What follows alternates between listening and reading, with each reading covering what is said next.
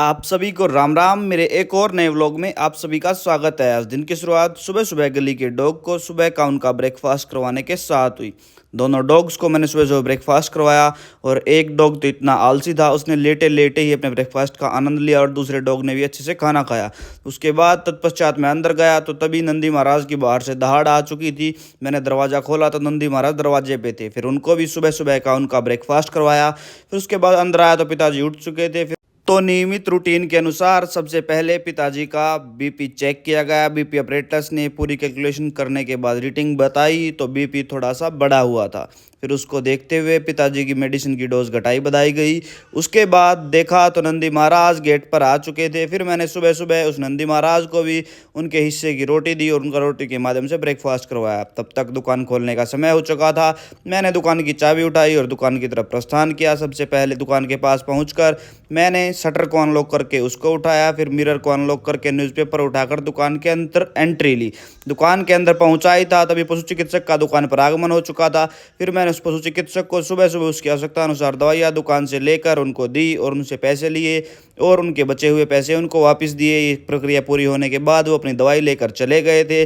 तभी साथ साथ एक अंकल जी का आगमन हुआ। उनको बीपी की प्रॉब्लम है। मैंने उनको उनकी मेडिसिन दी और पीछे की कुछ कलम बताई तो उन्होंने सारी पेमेंट क्यूआर कोड के माध्यम से डिजिटल तरीके से क्यूआर कोड स्कैन करके मेरे अकाउंट में ट्रांसफ़र कर दी। साथ ही साथ मैंने काउंटर साफ करने के कार्य को भी कंप्लीट कर दिया।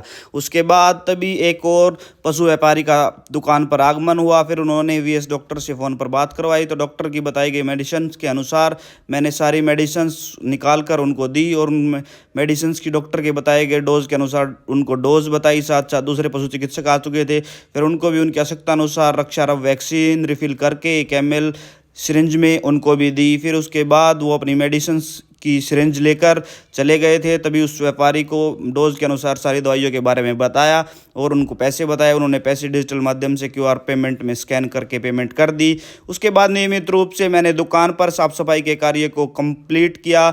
आज डस्ट में धूल बहुत ज़्यादा आई हुई थी दोस्तों, क्योंकि कल शाम को बड़ी ही तेज़ भरी आंधी आई थी। फिर मैंने अच्छे से दुकान की साफ़ सफाई की। तब तक पुत्री उठ चुकी थी। फिर मैंने पुत्री के साथ सुबह सुबह के ब्रेकफास्ट का चिल्ले के रूप में एंजॉय लिया। पुत्री सुबह सुबह उठकर चिल्ले का एंजॉय ले रही थी।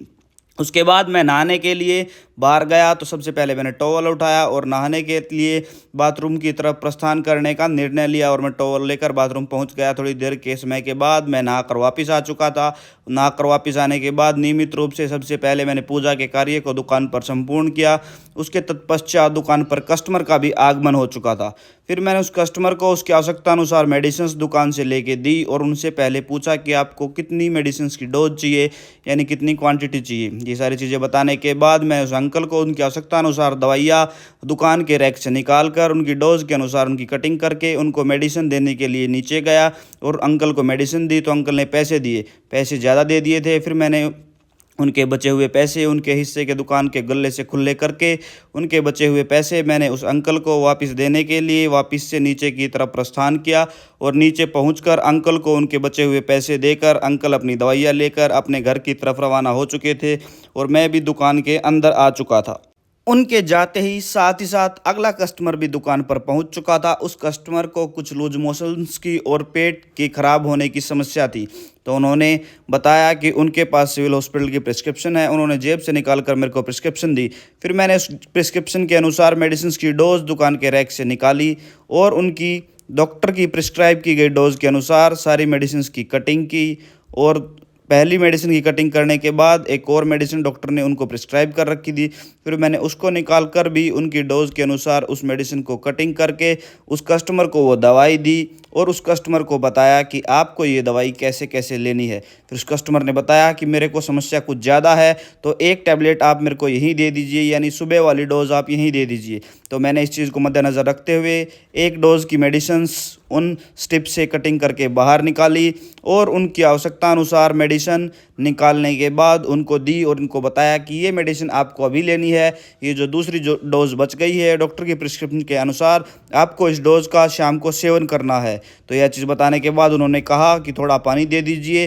तो मैंने उनको दवाई देने के बाद मटके की तरफ प्रस्थान किया और दुकान में रखे मटके से उनकी आवश्यकता अनुसार 1 गिलास पानी लेकर उनको दिया और उन्होंने अपनी पेट की समस्या को ज़्यादा देखते हुए यानी समस्या ज़्यादा होने के अनुसार उन्होंने मेडिसिन्स को एक सुबह वाली डोज़ को वहीं लेने का निर्णय लिया। मैंने उनको लाके पानी दिया, फिर उन्होंने सुबह की डोज़ वहीं दुकान पर ले ली और अपनी बीमारी से निजात पाने के बारे में सोचा। फिर वो मेडिसिन्स लेकर मेरे पैसे देकर अपने गंतव्य की तरफ रवानगी ले चुके थे। तब तक सुबह सुबह पुत्री उठकर नहा धोकर दुकान पर रेडी होके आ चुकी थी। थोड़ी ही देर के अंतराल के बाद भौमिक जी भी सुबह सुबह का नाश्ता करके दुकान पे पहुंच चुके थे। फिर मैं भौमिक जी को छोड़कर सब्जी लेने के लिए सब्जी वाले के पास पहुंचा और घर की आवश्यकता अनुसार सारी सब्जियां लेकर घर वापस आया। फिर नियमित रूप से दोपहर 12 बज चुके थे। 12 बजे रोज़ की तरह खाने के साथ अजित राड के व्लॉग को देखने का कार्य मैंने स्टार्ट किया। पहले खाने के साथ साथ दूसरे फ़ोन को उठाकर उनके पेज को सर्च करके व्लॉग स्टार्ट किया और खाने का एंजॉय लिया। तकरीबन दोपहर 1:30 बजे एसी टेक्नीशियन का आगमन हुआ।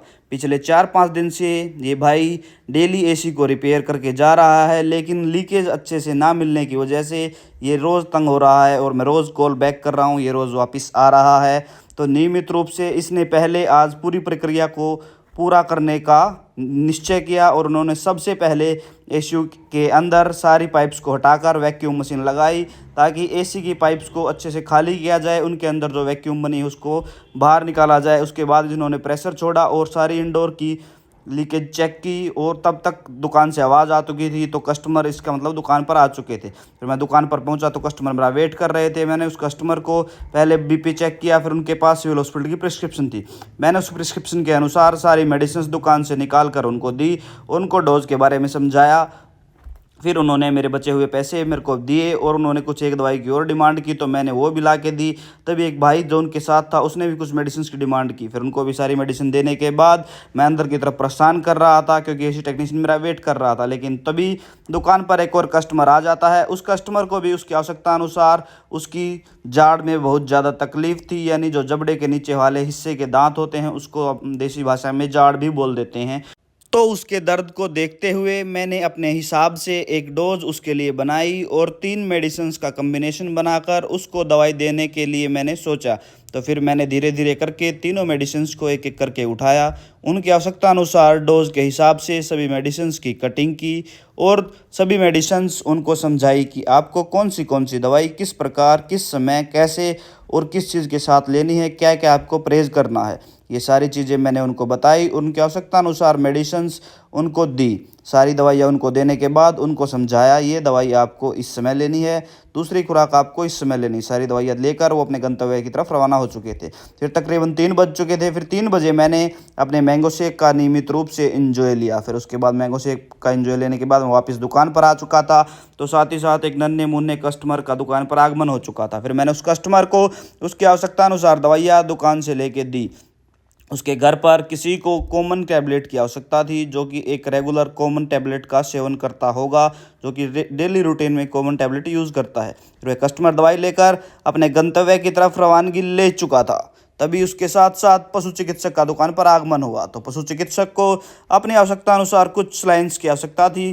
तो मैंने दुकान के रैक से उनकी आवश्यकता अनुसार स्लाइन्स लेकर वापस काउंटर की तरफ रवानगी ली। काउंटर पर पहुंचकर मैंने उनको स्लाइन्स दी और वो अपनी स्लाइन्स के पैसे उन्होंने मेरे से पूछे। उसके बाद उन्होंने मेरे को स्लाइन्स के पैसे दिए और इन स्लाइन्स की तब तक मैंने अच्छे से एक्सपायरी चेक की और उन्होंने अपनी आवश्यकता अनुसार 2 स्लाइन्स की डिमांड की थी। तो 2 स्लाइन्स के पैसे मैंने उनको बता दिए, उन्होंने मेरे को पैसे दिए और फिर उन्होंने स्लाइन्स को उठाकर अपने गंतव्य की तरफ रवानगी ली। इसी के साथ साथ दूसरे पशु चिकित्सक आ गए थे। मैंने उनकी आवश्यकता अनुसार सोप उनको दिया और उनके बचे हुए पैसे उनको वापस दिए। उसके बाद दूसरे पशु चिकित्सक आ गए थे, उन्होंने दवाइयाँ दी। तब तक राधे राधे फार्मा वाले सप्लायर रोहतक से आ चुके थे, उनको उनकी पेमेंट की और उनसे रिसिप्ट ली।